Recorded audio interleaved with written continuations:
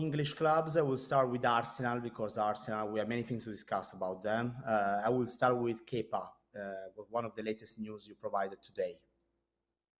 Yeah, many movements for Arsenal, many, because we are still all waiting to understand what's going to happen with the strikers, with the contacts continue with Benjamin Sesko, with Viktor Gyökeres, so we will be clear as soon as Arsenal will decide who is the striker they want. They want also an important winger, so it's going to be a busy summer for Arsenal, but for the goalkeeper, now the deal is done. For Kepa, all the documents are okay between Arsenal and Chelsea. £5 million is the transfer fee, because Arsenal will trigger the release clause included into the contract of Kepa 1 year ago. Probably some of our friends here on YouTube remember that when Kepa left Chelsea to go to Bournemouth on loan, they extended the contract basically on the same salary, but just to protect Chelsea on the financial value of the player. And now Arsenal pay £5 million. Kepa will be the backup option for David Raya. Everything is agreed, everything is okay. And so we just wait for the official announcement for Kepa, similar to Milos Kerkez to Liverpool, another done deal, just waiting for the official announcement. And so don't worry on this too, because Kepa will go to Arsenal and Milos Kerkez will be a Liverpool player.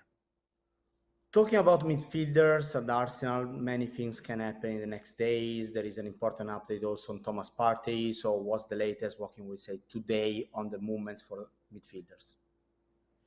Yeah, the situation with Thomas Partey is the one we explained last week, saying that Thomas Partey was leaning towards a move, a different chapter after negotiating a new contract with Arsenal. In some moments, there was some optimism to reach an agreement, but then agreement not completed between Arsenal and Thomas. And so the player is now expected and set to leave Arsenal at the end of the month and try a new chapter as a free agent.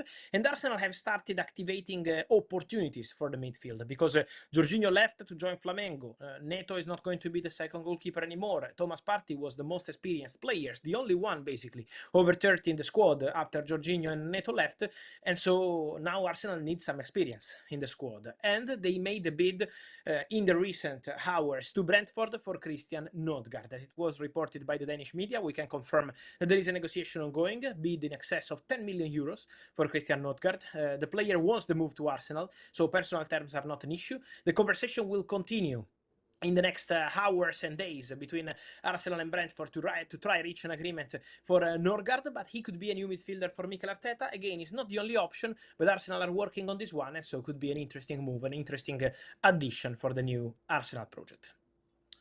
Arsenal are going to sign midfielder from Brentford, Christian Nordgaard, who's had a fantastic season for Brentford.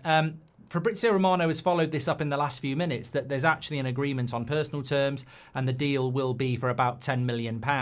What are your thoughts on this, Arsenal? I didn't realise he was 31, but I've got to say, I think these sort of deals, and obviously Thomas Partey looks like he's leaving Arsenal, but you bring in a midfielder who's had a fantastic season at Brentford in a lesser, fashionable team in the Premier League, who will come in and obviously he's not going to start. It's going to be Rice, Odegaard and Zubimendi, but it just fills out your squad. Arsenal's big problem over the last few years in building a team has been that sometimes you get a couple of injuries or suspensions and it looks a bit weak. These sort of signings are really intelligent, and for that price, it's basically a free transfer. But I think it's an intelligent deal. It's not going to be a deal that's going to strike fear into the hearts of Liverpool. And it's not going to be a deal that gets I nearly said excitement into the pants of Arsenal fans. But you know what I mean? Like, they're not going to be overly excited, but it's intelligent. I think it's an intelligent deal. Not every player has to be a world superstar, massive signing. You do need a squad. And if this works, it's a very intelligent deal, isn't it?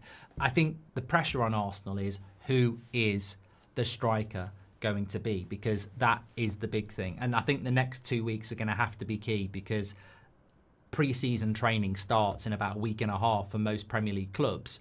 Arsenal cannot be going into the back arse of July without a striker. It's such an... Even Liverpool fans will be thinking, who are Arsenal going to sign? It might not be the biggest signing of the transfer window, but it's the most significant signing of the transfer window, because everybody knows that Arsenal need a striker, and I think everybody's observing who that's going to be. And part of everybody knowing that Arsenal need a striker is that that striker's got to be a success. Arteta's very future depends on this striker. So he's got to be in for pre-season. That's why Slot's so big on getting his players in for pre-season. Absolutely.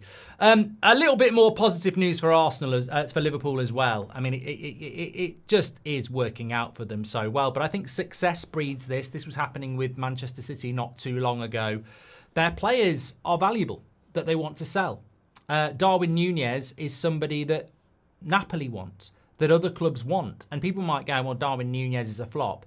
If he's a flop in a Premier League winning side. And, you know, I think there was always going to be interest in him. So these players that Liverpool want to bring in are also going to be supplemented by the removal of players that are going to bring money in as well. So watch that one. Darwin Núñez could be heading off to Napoli. What do you think will happen to Darwin Núñez when he leaves Liverpool? I'm just going to say this.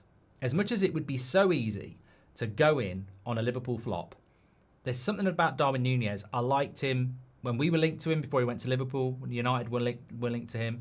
He's not done great at Liverpool. But there's something about that player that I would argue with anybody that he is a chance magnet. He can't put the chances in the back of the net, but he is a chance magnet. And anybody that's played the game, monitored the game, watched the game, being a chance magnet is not a bad thing. It's a skill. He has that skill. Movement in the box, he's brilliant at. Finishing, he's not. If he could sort that out even slightly, he would score a lot of goals. It's that $1 million question. Just going back to Newcastle, by the way, not to talk about Isak, but they did have an offer for Anthony Elanga.